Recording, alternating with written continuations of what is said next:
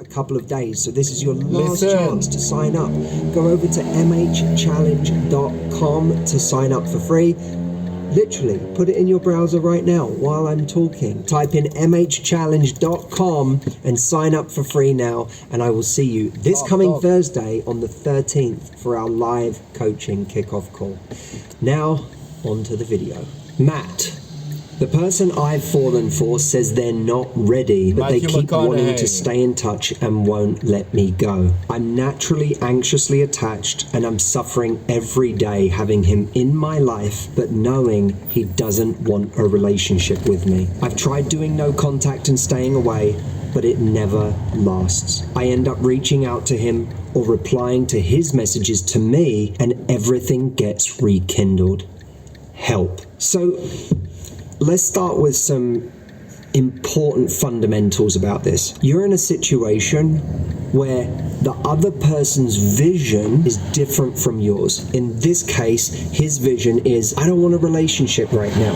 I'm not ready. And yours is that you absolutely do want a relationship. Now, that immediately puts you on someone else's timeline, not on your own. So we have to start by seeing that for what it is. It's a departure from what you want for yourself by keeping this person in your life, or by allowing them to keep you in theirs. Now, the fact that this person doesn't want a relationship or doesn't feel ready doesn't make them a bad person. In fact, it would probably be easier if this was a bad person. It would make things more clear cut. But when someone isn't a bad person, they just want something different from you, it's very tempting to keep them in your life. When they say, I don't want to give you up, because that's what happens a lot of the time, right? When someone says they're not ready, they say, but I don't want to lose you. Can we stay in touch? Can we still talk? Can we still be friends? And all of that just keeps this person in our life. And if you are anxiously attached, then that anxious attachment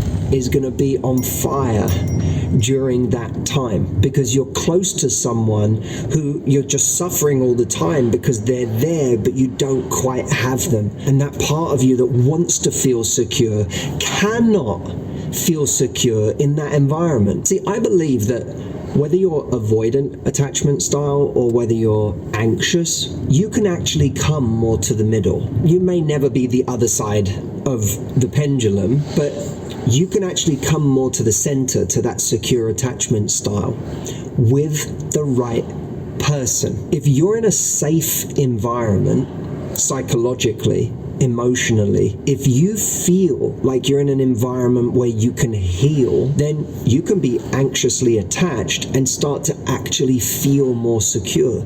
And then your best self is going to come out. I define the right person as the person who, by being with them, you actually get the safety whereby you can start to heal some of those things in yourself. The wrong people are the people that take us in the worst possible way to the extreme of our attachment style. Those are the people that I don't necessarily think they're bad people, but those are people who are wrong for us, because by being with them, they're going to bring out our worst tendencies at the extreme level. Now, if you're anxiously attached, a situation where someone is telling you they're not ready for a relationship is going to send you to the extreme. So now you are going to be in a situation where you feel like you can't breathe, where you can't sleep at night, where your daytimes are just complete distraction as your attention is monopolized by thoughts and feelings about this person. You'll struggle to even do some of the most basic things in your day because you're thinking about them all the time, and you're trying to solve an equation that can't be solved, which is, how can I feel safe in an environment that is inherently unsafe? That's the sad part about it, is you may be anxiously attached, but you're in an environment where your anxiety isn't even your fault, because this person is telling you, I'm not ready for a relationship. They are telling you that I'm going to continue to hurt you. So trying to achieve security and beating yourself up when you don't feel it, I wish I felt more confident, I wish I didn't feel so anxious all the time, that's masochism, because this person isn't giving you a reason to feel safe. Now, I'm not taking away responsibility for the work that we have to do ourselves to make ourselves feel more secure, but what we have to do is accept that there are certain environments in which that is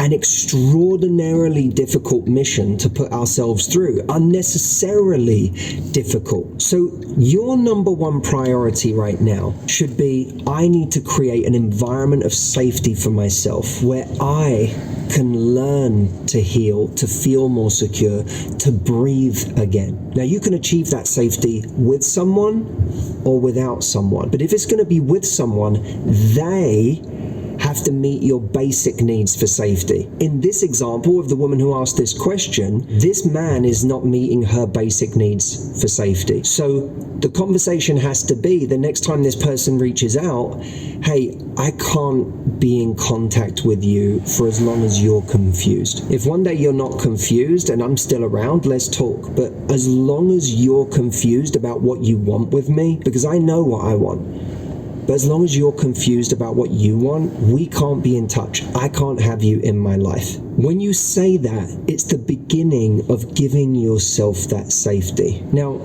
when you do leave, or when you cut that person off in that way and actually have no contact, you're going to grieve. There's going to be a period of pain. But you'll have grief and a growing sense of safety. Not just on its own. I mean, you will get a sense of relief. You can have grief and relief at the same time when you remove yourself from someone and you stop hoping. But safety isn't automatic. Safety is something that has to be worked on. We have to work on feeling safe in our bodies. We have to work on being around people that we feel are the kinds of people that give us that sense of security. Friends, family, and people we trust. We have to learn to trust ourselves. We have to learn to be okay in our own company. We have to do all the things that are going to make us feel good in our lives and bring us a sense of peace internally. Like I said, that can still come with a feeling of grief. I lost this person. I'm sad about that unrealized potential that I thought was there. You can grieve, but grieving and safety is so much better than staying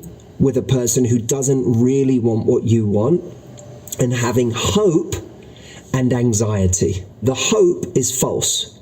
The grieving is temporary. When you leave, you will feel some grief, but you'll also have a growing sense of safety. If you stay, you'll be staying on hope and you'll be filled with anxiety. And here's what I want you to tell yourself. Grief and safety is much, much better than hope and anxiety. Why? Because the hope is false and you will stay in anxiety.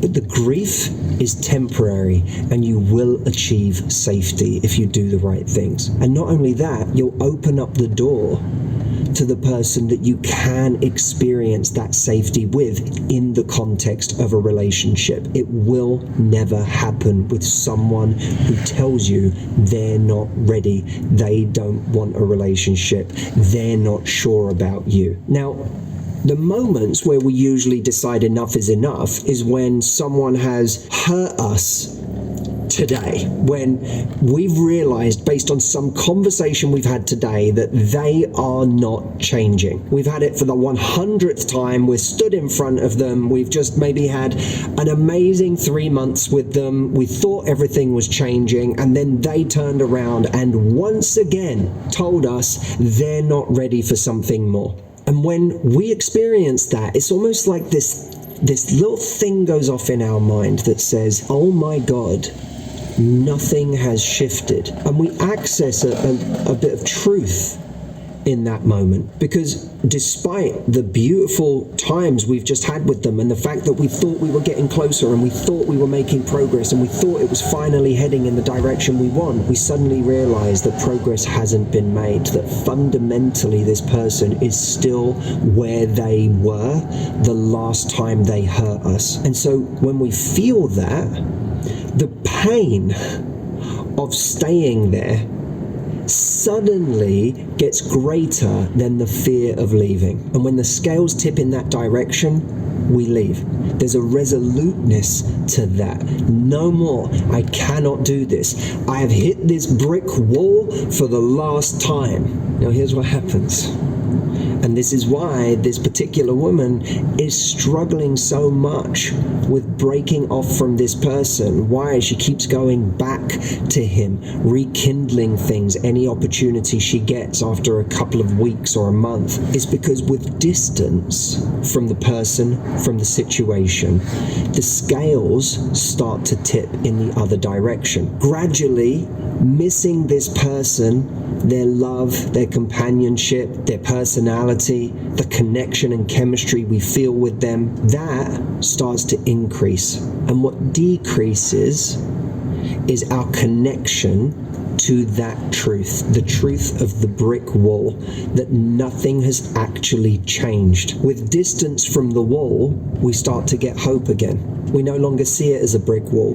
We see it as a possibility. Maybe, just maybe this time will be different. And when the scales tip back in favor of hope, now when we get a message from that person, we're liable to respond. How do we deal with this?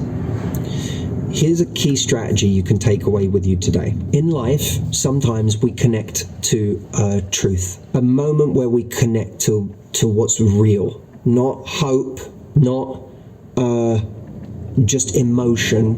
We connect to something that's real. And in that moment where you hit the brick wall and you connect to the fact that this situation is not progressing, that regardless of your connection and your chemistry with this person, or even your history with this person does not represent a viable option for your love life, for your time. When you hit that brick wall, that's like a moment of truth. And that moment of truth makes you say enough.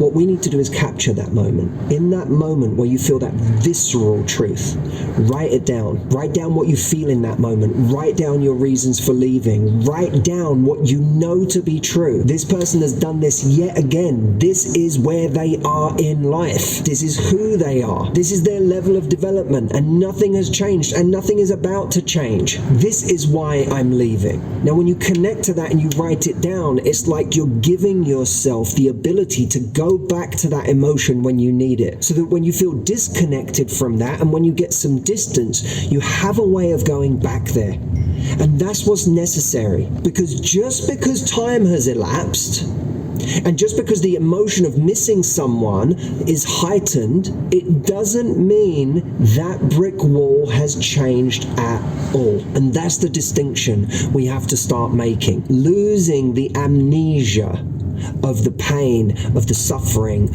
of the immovable wall by connecting to the truth anytime we need it. So the next time you find yourself in that place of truth, record it, write it down so that you can come back to it. And remember, in all of this, you have to start making your time the most prized asset you have, because relationships, potential partners are replaceable, but life is not. Your life is irreplaceable, and it needs to be treated as such. I want to take a moment with you before you go anywhere, because today's concept is profoundly important.